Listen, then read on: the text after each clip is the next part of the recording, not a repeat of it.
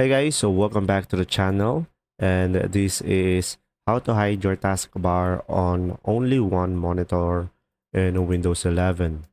So guys, first thing that you will do is simply use the search bar at the taskbar, and now from here, just simply go ahead and search for settings and go through the settings.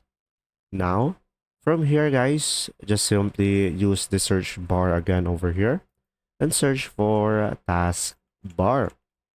And now you will have here taskbar settings. Just simply select this one.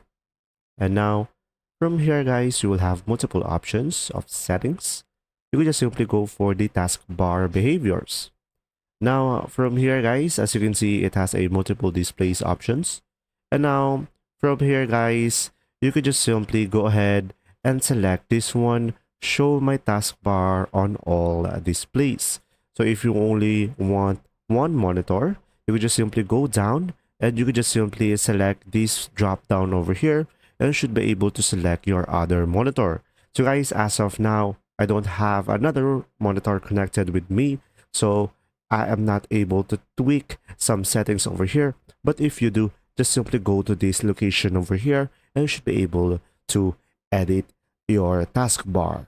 And there you go. See ya.